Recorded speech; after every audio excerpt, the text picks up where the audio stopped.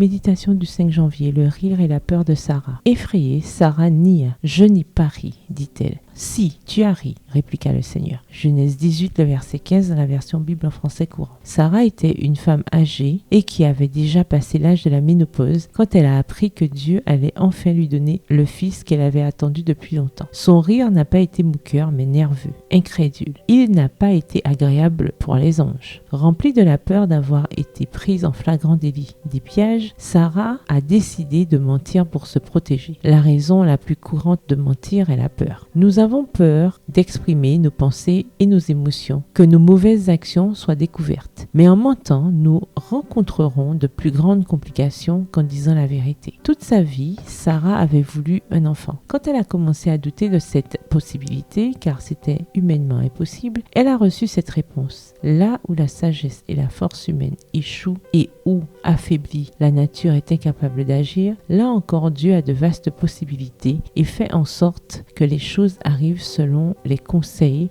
de sa propre volonté divine. Il permet d'ailleurs souvent aux circonstances de devenir une difficulté insurmontable de manière à souligner l'impuissance humaine en contraste frappant avec la toute-puissance de Dieu. Depuis combien d'années attendez-vous une réponse à une prière? Êtes-vous là d'attendre? Avez-vous déjà envisagé que votre demande puisse ne plus être satisfaite? L'attente précède la bénédiction. Peut-être est-ce pour tester notre patience, pour renforcer notre foi ou nous préparer à la réponse. Mais il n'attendit pas que Dieu accomplisse sa parole à son heure et à sa manière. Le délai qui devait mettre sa foi à l'épreuve le fit trébucher. Après avoir prié, attendez la réponse de Dieu sans essayer de l'aider ou de modifier son plan pour vous. Même si vous ne comprenez pas la raison de l'attente de votre demande, ayez confiance qu'elle sera exaucée en temps voulu. Ce que Dieu dit à Abraham dans le texte qui précède le verset d'aujourd'hui s'applique également à votre demande sans réponse. Est-ce qu'il y a quelque chose d'impossible pour le Seigneur? Genèse 18, le verset 14 dans la version Parole de vie. Dieu, expert de l'impossible, connaît vos peurs, votre manque de foi, mais il ne vous réprimande pas. Il vous surprend. Dieu répondra à cette prière dont vous attendez la réponse depuis des années. Faites une liste de vos prières non exaucées et laissez un espace pour ajouter la date de l'arrivée de la réponse divine. Vous serez étonné de voir combien Dieu est magnifique. Bonne journée et que l'Éternel vous bénisse.